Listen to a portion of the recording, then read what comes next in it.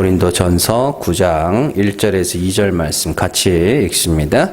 내가 자유인이 아니냐 사도가 아니냐 예수 우리 주를 보지 못하였느냐 주 안에서 행한 나의 일이 너희가 아니냐 다른 사람들에게는 내가 사도가 아닐지라도 너희에게는 사도이니 나의 사도됨을 주 안에서 인친 것이 너희라. 아멘. 고린도전서 51번째 시간입니다. 무엇을 위한 참음인가? 오늘 말씀은 굉장히 중요한 말씀은 아닙니다. 그러나 의외로 중요한 말씀이죠. 그래서 예를 들면 우리가 길을 걸어갈 때 신발이 중요하죠. 신발이 중요한데 근데 그 사이에 조그만 돌멩이가 하나 들어가면 이게 엄청 거슬리거든요. 그래서 그걸 사람들이 참고 가다가 더 이상 안 되겠다 싶으면 이렇게 한번 털고 가잖아요. 그런 종류의 말씀입니다. 그래서 사실 인간들은 큰 일보다 귀찮은 일을 더 싫어합니다. 그래서 젊은 남녀들 간에 보면 그런 일들이 종종 있어요. 그러니까 제 주변에서 목격을 했고 저도 몇 번 경험을 한 일인데 그러니까 만나서 데이트하는 거 되게 좋아하거든요. 남자가 사랑하는 애인을 만나가지고 데이트하고 뭐 하는 거 되게 좋아하는데 씻는 게 너무 귀찮은 거.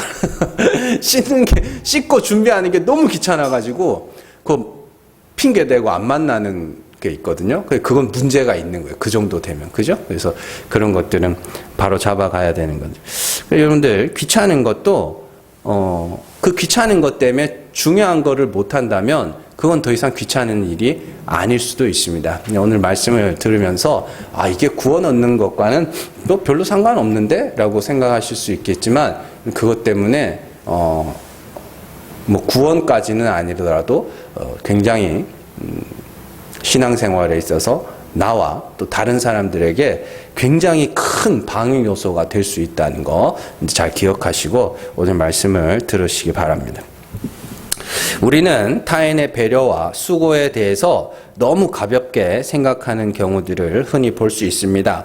배려와 수고 그런 것들을 가볍게 생각하는 이유는 당연히 그렇게 해야 된다. 알죠? 당연히 그렇게 해야 하는 것으로 여기면 그것에 대한 어떠한 감사도 하지 않게 되죠. 가정에서부터 이런 모습들은 흔히 볼 수 있습니다. 남자가 돈 벌어오는 것이 당연하고 여자가 살림하는 것이 당연하게 여겨지면 필연적으로 서로의 배려와 수고에 대해서 아주 가볍게 생각하게 되죠. 그래서 아내는 남편을 보면서 밖에서 놀다 온 사람처럼 보게 되고요. 남편 역시 아내를 보면서 저거 할 일 없이 집에서 빈둥거리기만 한다고 이렇게 보게 되는 겁니다. 여기에는 다양한 원인이 있겠지만 자신이 제일 힘든 일을 하고 있다는 생각에 매몰될 때 그렇게 빠지게 돼요. 내가 제일 힘들고 내가 제일 수고하고 있어 라는 그 생각이 다른 사람들이 하는 일들을 아주 하찮게 보게 된다는 것이죠. 이런 모습들은요, 밖에서도 나타납니다. 버스나 지하철에서 자리를 양보해 주는 것을 큰 배려라고 생각하지 못하고 그것을 당연하다고 생각하고 때로는 아주 대놓고 요구를 하는 모습들도 볼 수 있는데요. 여러분들 내가 서 있는 게 힘들면요, 남이 서 있는 것도 힘들고요. 내가 앉고 싶으면 남도 앉고 싶은 거예요. 그게 임산부든지 노약자든지 젊은 사람이든지 학생이든지 관계없어요. 진짜로 뭐 임산부는 물리적으로 조금 더 힘들 뿐입니다. 그래서 배려를 해주는 거, 어르신들도 서 있는 게 많이 힘들 뿐이에요. 그래서 배려를 해주는 거지, 젊은 사람들이라고 서 있다고 뭐 여기서 한 2시간씩 지하철 타고 2시간씩 가면은 안 힘들 것 같으세요? 다 힘들지? 응? 그러면 뭐 학생들 그 엄청 무거운 가방 들고 서 있는 게 쉽겠냐고요. 다 어렵지. 다 앉고 싶죠. 그러나 그 앉고 싶은 마음을 억제하고 앉을 수 있는 권리를 포기하고 다른 사람들에게 배려를 해줄 때는 그게 남녀노소 임산부든 뭐든지 간에 고마워해야 됩니다. 고마워해야 된다고요. 그런 배려들은 당연한 게 그 어떤 배려도 당연한 건 없습니다. 하다못해 문을 잡아주는 거 하나도, 자도 이렇게 유리문 같은 거 열면은 자동으로 닫히잖아요. 그런 거 하나 잡아주는 것도 고마운 거예요. 그건 당연한 게 아닙니다. 그런데 이런 배려를 가볍게 생각하게 만드는 또 하나의 장치가 뭐냐면 언론 매체입니다. 근데 한동안 텔레비전에서요, 독박육아라는 그 말을 꽤 자주 했었어요. 요즘에도 하나 모르겠는데, 독박육아 하면서 애 키우는 게 얼마나 힘든지 계속 그것만 보여주는 거예요. 그러면요, 자꾸 사람이 그런 매체에 이렇게 노출이 되다 보면 최면이 걸려요. 집단 최면이. 그래서 독박육아, 애 키우는 게 세상에서 제일 힘든 것으로 여기고, 내가 지금 애를 키우는 게 세상에서 제일 힘든 것처럼 아주 최면에 걸리게 됩니다. 그러면서 그게 어떻게 되느냐? 남편이 밖에서 일하다가 돌아오면 그거를요, 하찮게 생각하게 됩니다. 반대의 경우도 마찬가지죠. 밖에서 남자가 어떤 수모와 어떤 어려움을 견뎌내면서 살아가는지 반복해서 보여주다 보면 남자들은 자신이 하는 일이 세상에서 제일 힘든 일로 생각하게 되고요. 그래서 집에서 살림하는 여자를 보면서 어떻게 해요? 아우, 저 놀고 먹는 거, 이렇게 생각하게 되는 것이죠.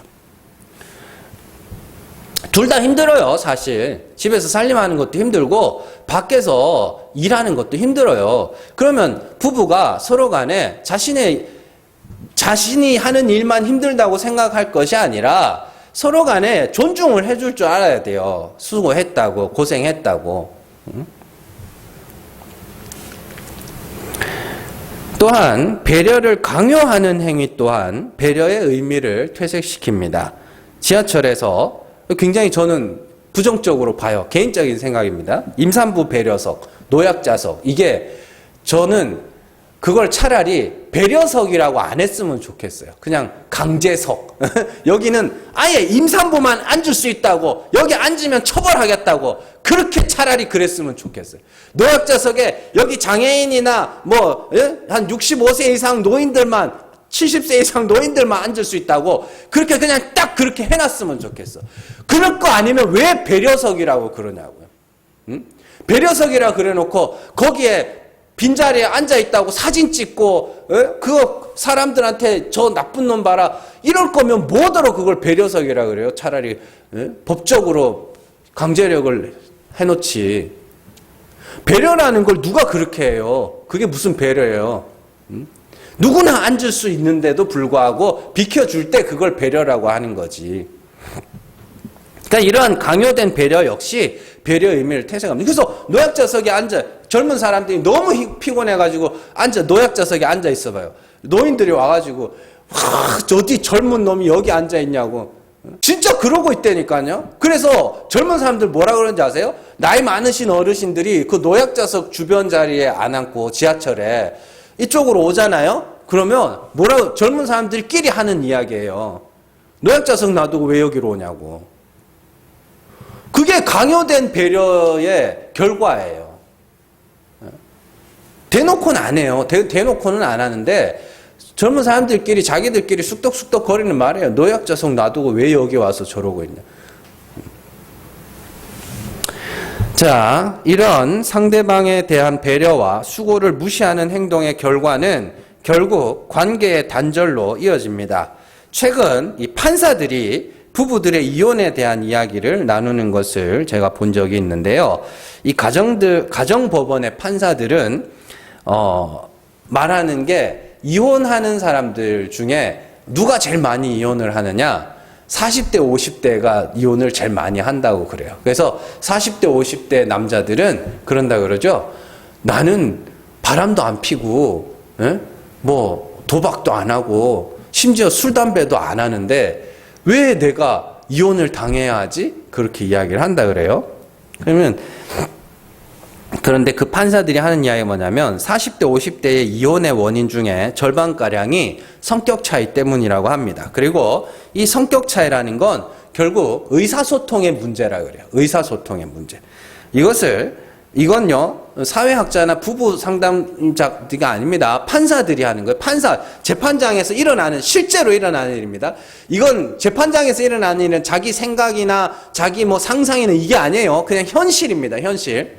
그래서 그 재판장에서 일어나는 일이에요. 그래서 그 이혼하는 부부들을 보면 그들의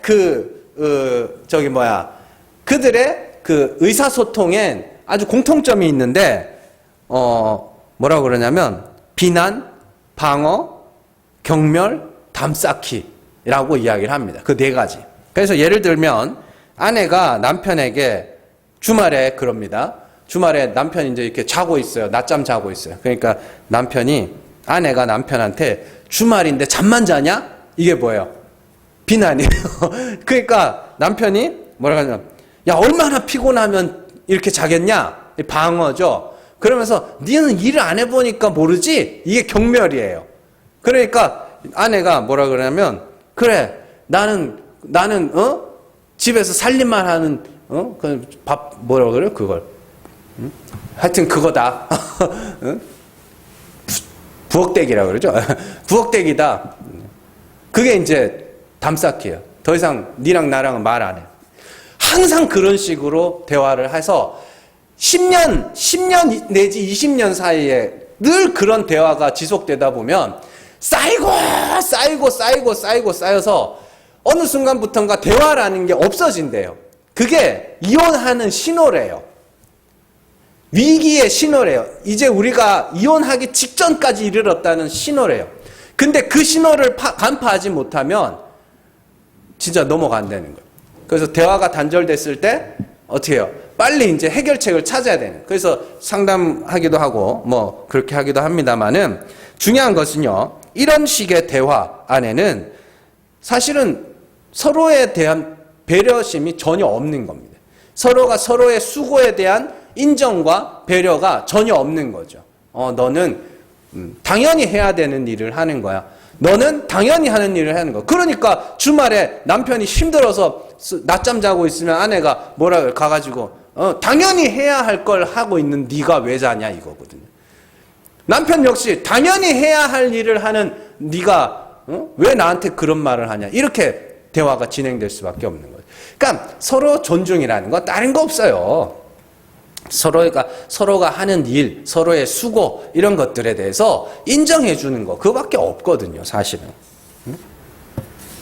그래서 참 저도 잘 못합니다. 이런 말을 하지만 예전에 퇴근하더니 그냥 이렇게 이불 덮고 그냥 자더라고요.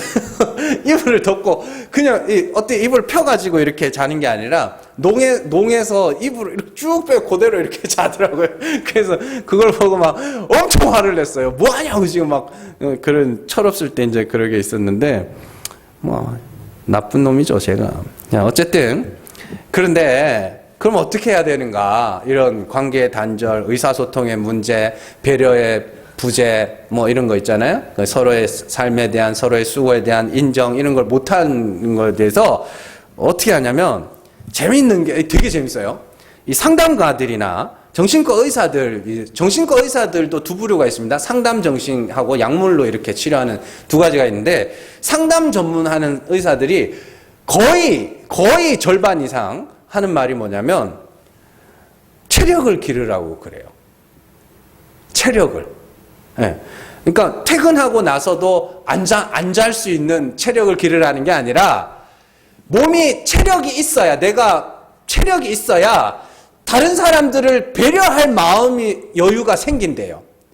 그러니까 예를 들면 이런 거죠. 제가 자주 말씀드립니다만은 저는 이제 배가 고프면은 짜증을 쉽게 낸단 말이에요. 그래서 그러면 어떻게 해야 돼요? 밥을 먹어야 돼요. 뭘 먹어야 짜증이 덜 나는 거예요. 마찬가지로 그게 체력과도 연관이 있는 거예요. 사람과 사람 사이의 관계라는 게 체력과 아주 밀접한 관계가 있습니다. 몸이 피곤하면 어렵게 생각해요. 내가 몸이 피곤하면 만사가 귀찮다 그러잖아요. 만사가 귀찮다는 건 뭐냐면 다른 사람들 생각할 여유도 없고 다른 사람들 배려할 여유도 없다는 거예요. 그래서 체력을 기르라. 체력을. 운동을 할 때 절대 살 빼려고 하지 말래요. 살 빼려고 운동하지 말고 체력을 기르라는 거예요.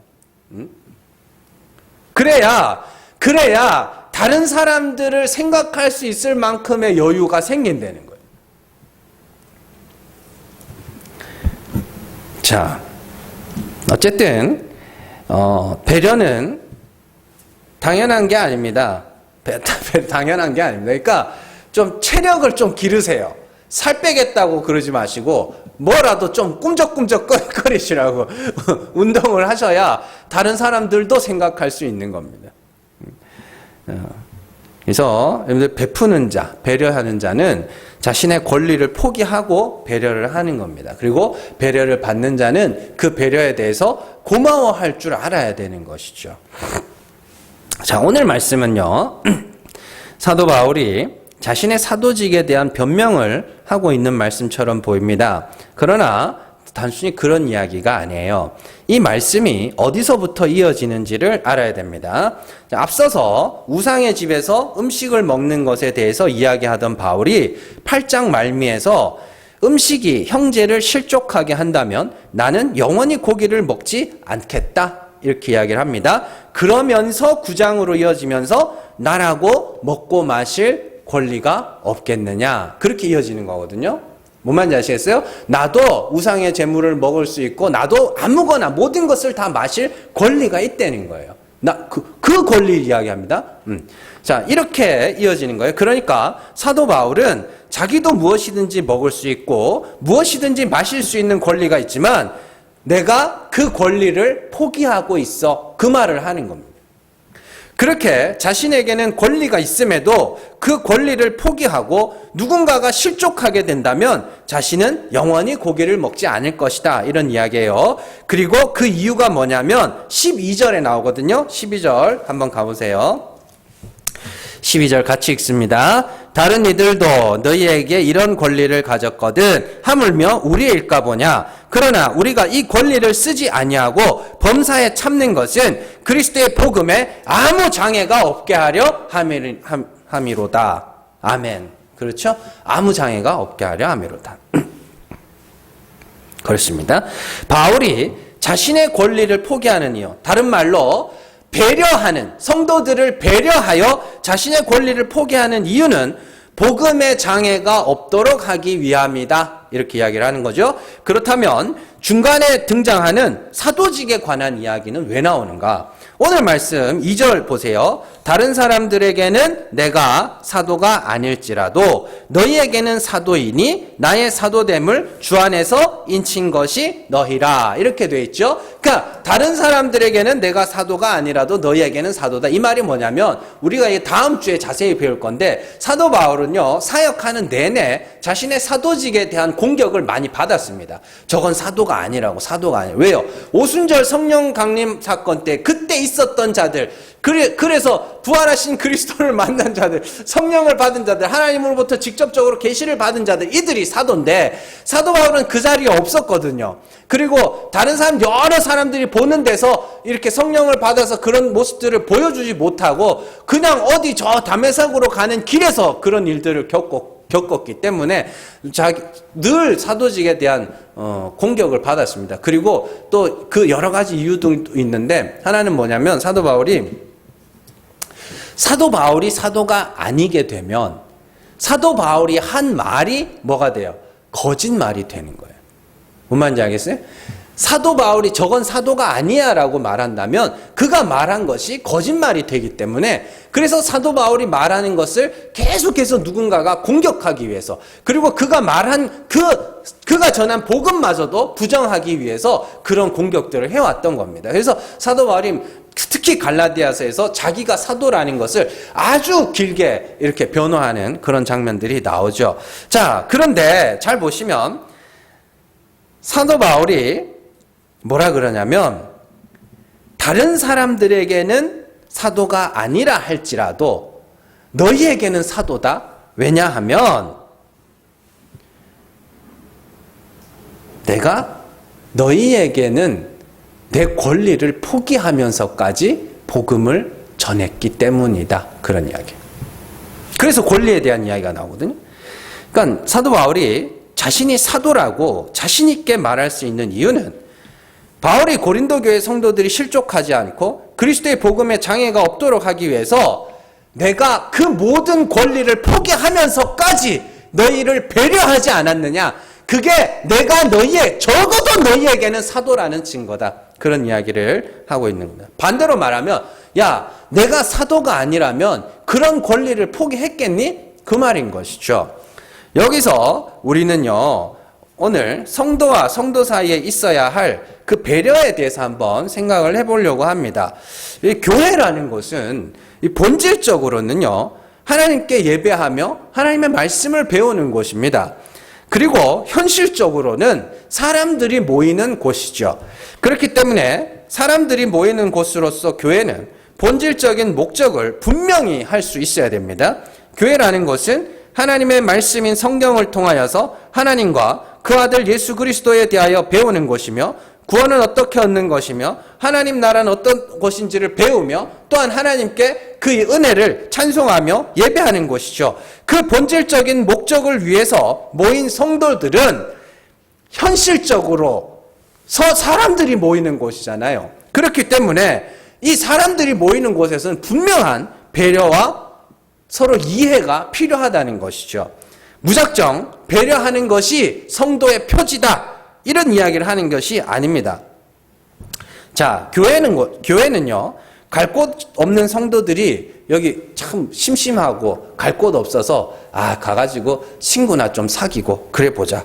사실은 그 이민교회들이 거의 반 이상 그런 목적이거든요. 가서 뭐 은혜 받겠다고 교회 찾아가는 사람들이 거의 없습니다. 거의 그래서 유학하는 유학생들은 거의 다가 기독교인이 된다 그러죠. 가가지고 교회 가가지고 밥 먹고 싶어서 김치 먹고 싶어서 교회 가는 사람들이 굉장히 많다 그럽니다.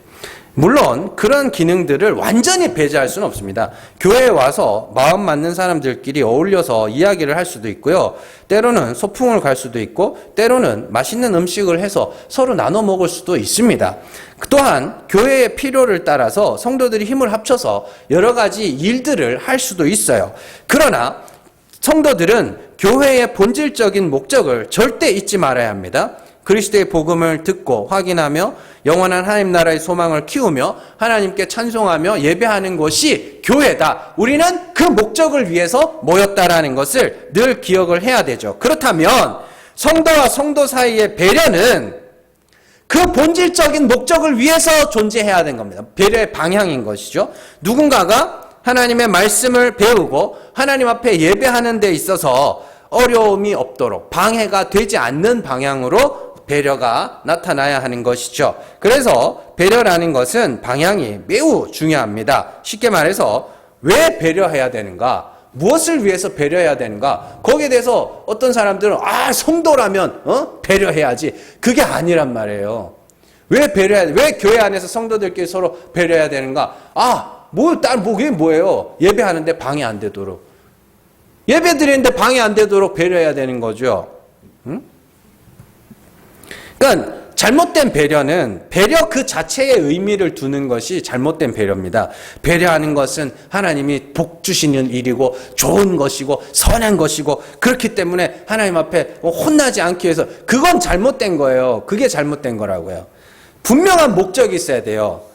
바울은 자신의 배려의 목적을 그리스도의 복음에 장애가 없도록 하기 위해서라고 분명히 밝히고 있습니다. 마찬가지로 성도가 성도를 배려하는 목적은 성도들이 교회에 와서 예배를 드리고 하나님의 말씀을 배우는 데 있어서 어려움이 없도록 그 목적을 위해서 존재해야 하는 것이죠.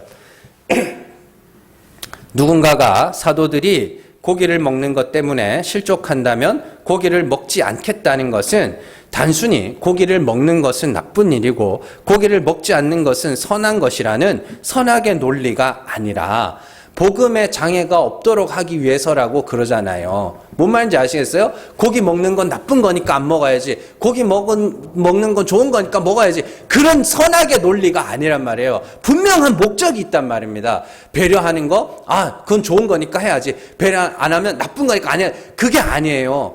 이 교회에 와, 적어도 이 예배당에 와서 최소한 예배에 집중할 수 있도록 하기 위해서 우리가 그걸 위해서 배려를 하는 겁니다. 예를 들어서, 자, 저는요, 목사로서 이 앞에서 설교할 때 그냥 추리닝 입고 설교해도 돼요. 그렇죠? 네, 편하니까.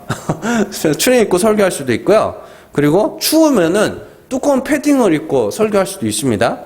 네, 여름에는 반바지 반팔 입고 설교해도 돼요.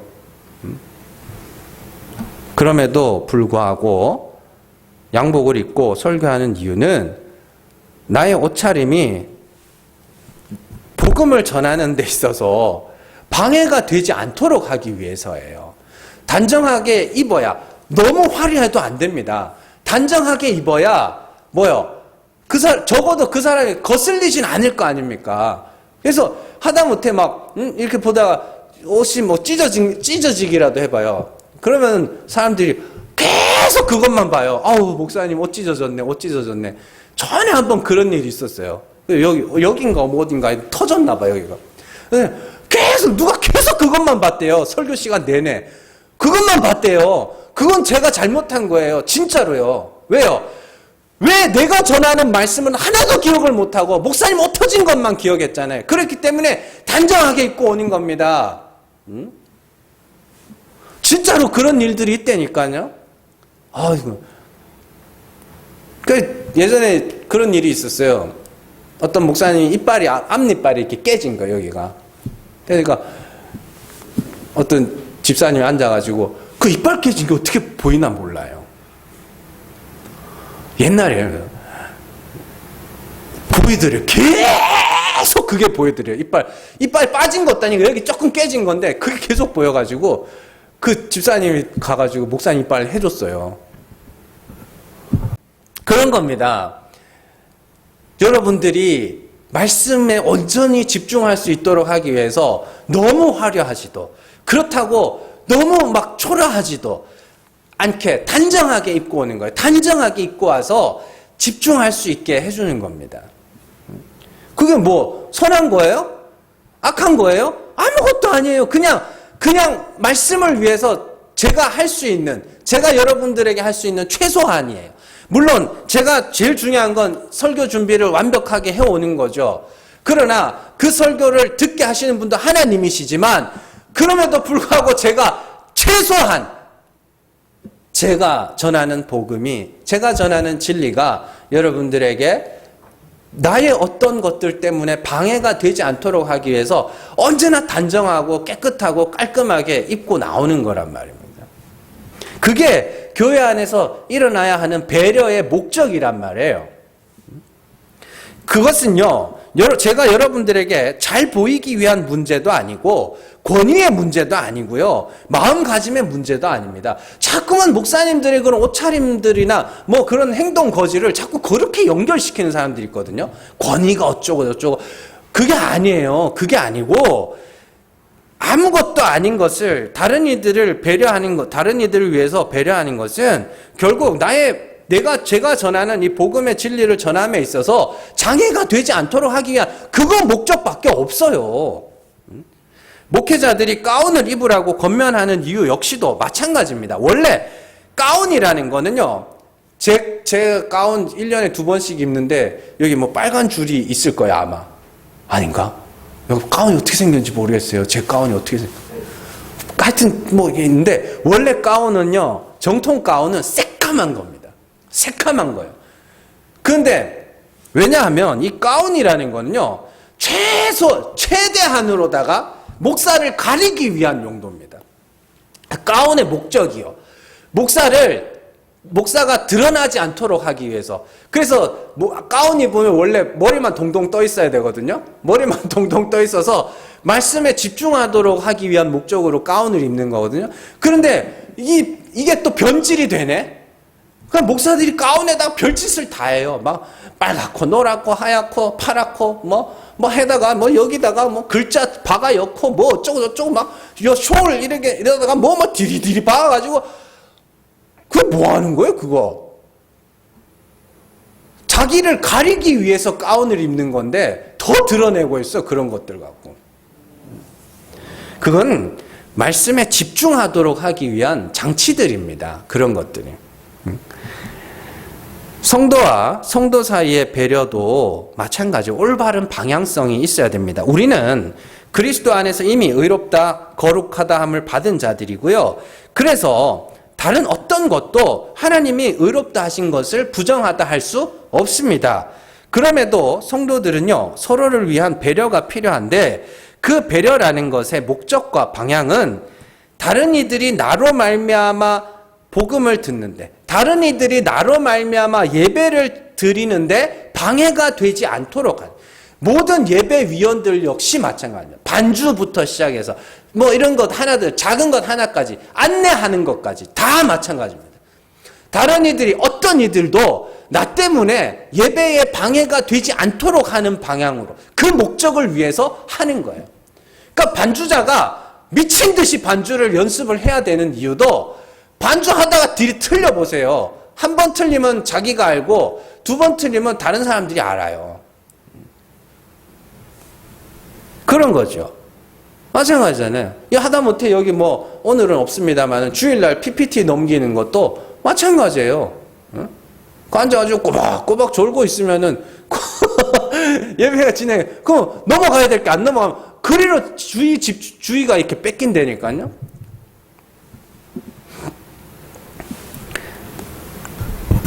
특별히 믿음 없는 사람들이나 처음 복음을 접해본 사람들이나 아니면 현실적으로 우리 교회 처음 나온 사람들, 그런 사람들이 예배에 참여하고 복음을 듣는데 방해가 되지 않도록 하기 위해서 예배 전에 잡담하는 것도 좀 자제를 해야 되는 거고, 그죠? 예배 시작하기 전에 서로의 기분이 상하지 않도록 하기 위해서 시시껄렁한 농담 같은 것도 웬만하면 하지 말아야 돼요.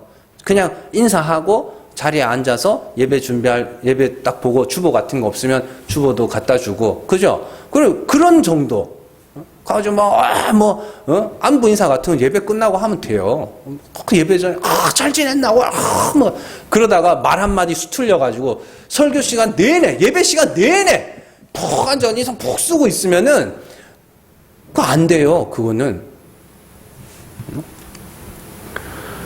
예배 시간 중에도 마찬가지입니다. 나뿐만 아니라 다른 사람들이 예배에 집중할 수 있도록 하기 위해서 제 시간에 도착을 해야 되는 것이고, 순서에 적극적으로 참여해야 되는 것이고, 찬송할 때 같이 찬송하고, 기도할 때 같이 기도하고 그러는 것이고, 휴대폰 벨소리 같은 것도 진동으로 바꾸는 것이고, 예배 시간 중에는 가급적이면 이동도 자제하는 것이고, 통화도 웬만하면 안 하는 것이 맞는 것이고, 웬만하면. 이러한 배려들이 그 사람을 믿게 만들 수 있는 건 아니지만 최소한 그 사람이 믿는데 방해는 안 할 수 있단 말이에요. 더 나아가서 성도들의 일상생활 역시도 믿는다고 하는 자들의 이기적인 모습 때문에 누군가가 내가 전하는 복음을 듣고 믿는데 방해가 될 수 있기 때문에 가급적이면 자신에게 주어진 권리를 어느 정도 포기하면서 다른 이들을 배려하는 모습들이 필요한 것이죠. 이게 중요한 겁니다. 중요한 건 뭐냐면 내가 복음을 전하는 게 중요한 거예요. 내가 복음을 전하잖아요. 내가 복음을 전하는 데 있어가지고 다른 사람이 나의 말이나 나의 행실이나 이런 것들 때문에 진짜 복음은 예수 믿으라고 그렇게 떠들어대면서 그렇게밖에 못 살아? 이런 소리는 안 들어야 된다는 소리예요. 그렇다고 막 그 사람을 감동시켜야 된다, 이것도 아니에요. 감동시키는 것도 아니고 최소한도로 욕은 먹지 말자, 그런 거예요. 사실 가장 어려운 부분이 가정에서의 성도의 삶입니다. 가정에서. 특히나 믿지 않는 식구들과 믿지 않는 배우자들이 나 때문에 예수 안 믿는다는 소리를 듣지 않도록 하기 위해서, 내가 네 보니까 예수 진짜 믿기 싫다, 그런 소리는 듣지 않기 위해서 자신이 해야 할 일들은 충분히 할 수 있어야 됩니다. 제가 진짜 예수 믿는 사람이라도 진짜 싫은 게 누구냐면 그 제사집 가가지고 제사 아직까지 못 버리고 있는 집들 있잖아요.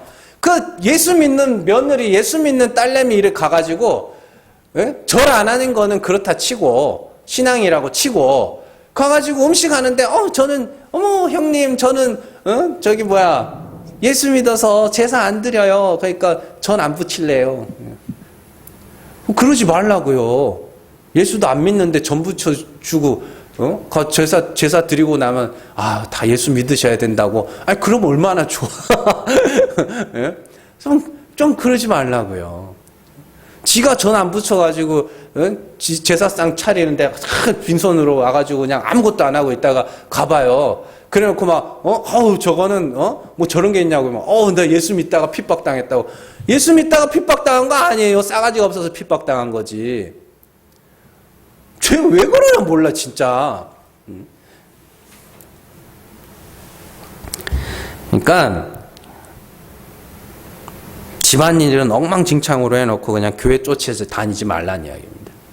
남편도 남편의 일을 충실히 해서 최소한 나 때문에 내 식구들이 내 자녀가 특별히 예수 안 믿는다고 하는 소리는 안 들을 수 있어야 된다는 소리예요. 직장에서도 나 때문에 예수 안 믿는다고 하는 사람들이 없도록 내게 주어진 일은 잘 해낼 수 있어야 되는 거예요. 성도들은 하나님으로부터 부르심을 받은 자들임과 동시에 성령을 받고 주의 진리를 알고 또 세상으로 보내심을 받아 하나님의 진리의 빛을 비추어야 하는 자들입니다. 그러나 우리가 복음을 전할 때 믿게 하시는 분은 하나님이에요. 그러니 내가 전하는 복음의 진리를 내가 믿게 하겠다도 아니지만 적어도 나 때문에 그 복음이 방해가 되진 않아야 된다. 지금 사도 바울이 그 이야기를 하는 거거든요. 배려 자체가 하나님 앞에서 선하고 악한 것이 아닙니다. 사도는 복음을 듣는 일에 장애가 되지 않도록 하기 위해서 자신에게 주어진 권리를 포기함으로써 내가 사도라는 것을 고린도 교회에게 증명한 거예요. 그렇다면 우리 역시도 내가 믿는 사람이라는 것을 믿음 없는 자에게 무엇으로 증명할 것인가? 딴 거 없어요. 첫 번째는 그들에게 그리스도의 복음을 전하는 거예요. 그것만큼 확실하게 내가 성도라는 걸 각인시켜 줄 수 있는 게 없다니까요. 그리고 그 복음을 위해서 자신에게 주어진 권리를 조금씩 포기해 주는 것이 조금씩 포기해 주는 겁니다. 완전히 포기하면 지쳐서 안 돼요. 여러분들 그게 있어요.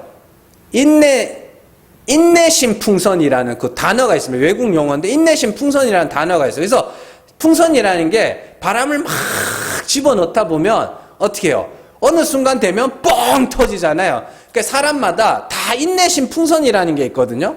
인내심 풍선이라는 게 있어가지고 이게 크기만 다를 뿐입니다. 풍선 크기만 다를 뿐이지 누구나가 다 그 인내심, 누구나가 다 그 인내심이 어느 정도 다르면 폭발하게 돼 있어요. 그래서 인내심 풍선이 자기가 가진 인내심이 어느 정도까지인지를 파악하는 게 굉장히 중요하거든요. 그래서 내가 참을 수 없는 정도에 이르렀다. 그럼 그걸 해소를 해야 돼요. 어떻게든지.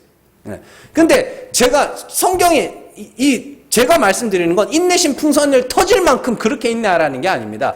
할 수 있는 만큼만 하라는 소리예요. 할 수 있는 만큼만. 우리가 여러분들 그런 거 있죠. 남의 말에 어떤 사람은 남의 말에 귀를 기울이라 그러고 어떤 사람은 남의 말에 휘둘리지 말라고 그러죠. 여러분들 이게 구분할 수 있으세요? 어떤 말은 들어야 되고 어떤 말은 휘둘리지 말아야 되는 거 구분할 수 있어요? 예? 제가 하나 확실한 거 해드릴게요. 누군가가 내가 할 수 있는 걸 이야기하면 누군가가 내가 할 수 있는 걸 이야기하면 그건 들어야 돼요. 그런데 휘둘리지 말라는 건 뭐냐면 할 수 없는 걸 자꾸 요구해. 뭔 말인지 아시겠어요? 할 수 없는 걸 자꾸 요구해. 그러면 그 말에는 휘둘리면 안 됩니다. 그게 사람을 휘두르는 말이거든요. 자꾸만 할 수 없는 걸 하래. 예를 들면은 우리가 교회 왔어요. 근데 교회 처음 온 성도가 이렇게 이야기를 하네요. 누군가 우리 교회를 왔어요. 그리고 교회에서 예배를 드리고 나가면서 이런 말을 합니다. 예배 드리는데 좀 소란스럽네요. 그런 말을 하고 갔어요. 그 말은 들어야 되는 말이에요? 휘둘리지 말아야 되는 말이에요? 들어야 될 말이에요. 왜요? 그건 우리가 얼마든지 조심할 수 있는 거잖아요. 돌아다니는 것도 좀 자제하고 말씀에 집중하고 그죠? 뭐 조는 건 어쩔 수 없어요. 조는 거는 하나님도 어떻게 할 수 있을래요? 그런 거고, 사랑하는 사람에겐 잠을 주시니까. 그러니까, 자, 그런데 누군가가 와서, 이 교회는 성도들이 연세가 너무 많네요. 이러고 갔어요. 그건 휘둘리면 안 되는 말이에요. 그거 어떻게 할 수 있어요? 없잖아요. 이 교회는 왜 지하에 있어요? 어떻게 할 수 있어요? 없어요. 그건 우리를 휘둘르는 말이래요. 그건 뭐냐면, 사실은 요게 사람이 참 그게 누가 안 가르쳐줘도 그런 걸 해요. 정말로 내가 요것만 고치면 내가 이 교회를 나오겠다라고 하는 사람들은 정말로 그걸 말해요. 고칠 수 있는 걸. 뭔 말인지 아시겠어요? 막 예배 시간 중에 핸드폰 소리가 막 여기 저기 터지고 여기도 터지고 여기도 터지고 막 그러면 빨리 꺼야 되는데 그걸 또 부득부득 또 받으러 나가네? 그런 거 보면서 좀 저것만 좀 어떻게 하면 안 되냐고. 그러면은 그 사람은 교회 나오고 싶은 사람이에요. 그것만 고쳐주면 나오겠다는 사람이에요. 근데 아주 성도들이 나이가 너무 많네요. 여긴 너무 지하예요. 냄새가 나네요. 목사님 얼굴이 왜 저렇게 생겼어요? 이런 거는 어떻게 할 수가 없는 거라니까요. 네. 어떻게 어떻게 할 수 없잖아요. 그런 거는 휘둘리면 안 되는. 그런 사람들은 안 나오기 위해서 핑계를 찾는 거예요. 그건 진짜 안 가르쳐. 여러분들 이거요. 사람이 안 가르쳐줘도 그건 그렇게 한다니까요. 저 사람이 어쨌든 간에 저 사람을 무너뜨리려고 그 사람을 공격하는 사람들은 그 사람이 어떻게 할 수 없는 걸 갖고 공격을 하거든요. 근데 정말로 그 사람을 위해서 하는 말은 그 사람이 할 수 있는 걸 갖고 말을 해요. 자, 어쨌든 우리는 서로 배려해야 하며 또한 누군가의 배려와 수고를 절대 가볍게 생각해서는 안 됩니다. 목사의 수고와 배려뿐만이 아니라 성도가 목사를 위해서 배려하는 것, 또 성도가 성도를 배려하는 것도 서로 인정해주고 고마워할 줄 알아야 되는 거죠. 그게 사실은 참 좋은 교회입니다. 좋은 교회. 그러니까 이게 복음, 진리 이런 걸 떠나서 일단 현실적으로 놓고 봤을 때 참 이 교회 좋다. 그게 뭐냐면 누군가가 배려하고 또 그 배려에 대해서 고마워하고 요런 거요. 요게 참 교회 참 좋다. 요렇게 되는 거거든요. 근데 사실은 오늘 말씀은 진리와는 크게 상관없는 말씀이지만 제가 말씀드렸죠. 귀찮은 게 너무 씻는 게 귀찮아서 사랑하는 사람을 만나러 가기 싫을 정도면 요 씻는 거 귀찮은 건 고쳐야 된다고. 그렇죠? 그러니까 이 작은 것 때문에 이 진리도 아닌 이런 것들 때문에 누군가가 교회 가는 길이 너무 괴롭고 너무 슬프다면 우리는 그런 것들을 어느 정도 바꿀 수 있어야 되는 것이죠. 그래서 좁게는 성도와 성도가 만나는 이 교회에 필요한 말씀이며 넓게는 불신자와 함께 살아가는 세상살이에 필요한 말씀입니다. 바울은 모든 것이 가하나 모든 것이 유익한 것은 아니라고 이야기를 했죠. 네, 맞아요. 우리는 모든 것이 가합니다. 모든 것을 할 수 있습니다. 그러나 그것이 다 유익한 것은 아닙니다. 그래서 뭐가 유익한 거냐? 딴 거 없어요. 교회 오면 뭐예요? 누군가가 온전히 예배에 참여하고 온전히 말씀에 집중할 수 있도록 해주는 거. 이게 유익한 거고요. 가정에서건 세상에서는 뭐예요? 내가 전하는 복음을 누군가가 내 삶이, 내 말과 내 행동과 내 삶이 내가 전하는 복음을 방해하지 않도록 그 사람, 내가 행동해서 그 사람을 믿게 만드는 게 아니라 그랬습니다. 그게 유익한 겁니다. 그래서 우리는 참 사실 잘 하고 있거든요. 잘 해왔어요. 우리 성도들은 잘 해온 겁니다. 어느 정도는. 근데 이제 가끔씩 안 될 때가 있어요. 그래서 가끔씩 안 될 때가 있기 때문에 그래서 얼마든지 할 수 있는 거예요. 맞잖아요. 잘 해와다가 가끔 안 된다는 건 얼마든지 잘 할 수 있다는 소리거든요. 여러분들이 잘 기억하시고요. 우리는 다 할 수 있어요. 모든 것을 할 수 있으면. 그러나 내 권리를 이렇게 어느 정도 포기해 줌으로써 우리가 예배하는 일에, 복음 전하는 일에 내 삶과 내 말과 내 행동이나 이런 것들이 방해가 되지 않도록 하기 위해서 우리가 최소한도로 이 정도는 하자. 이런 말씀들이 사실은 이 사도 바울이 말하는 그 안에 담겨져 있는 내용들입니다. 네, 잘 기억하시고 참 진짜 우리 말하지만 좀 좋은 교회, 자랑스러운 교회, 교회 가면 참 좋다, 이런 좀 그런 교회가 소원입니다. 개인적인 소원이에요. 그런 교회가 됐으면 좋겠다. 물론 진리를 알고 예배하고 은혜 받고 제일 중요한 겁니다. 그게 제일 중요한 건데, 그래도 사람 때문에 스트레스 안 받는 그런 교회, 그리고 참 고마운 사람들이 많고 나 역시도 누군가에게 참 고맙습니다라는 소리를 들을 수 있는 그런 분위기가 우리 교회에 좀 이렇게 충만하게 나타났으면 좋겠습니다. 기도하겠습니다.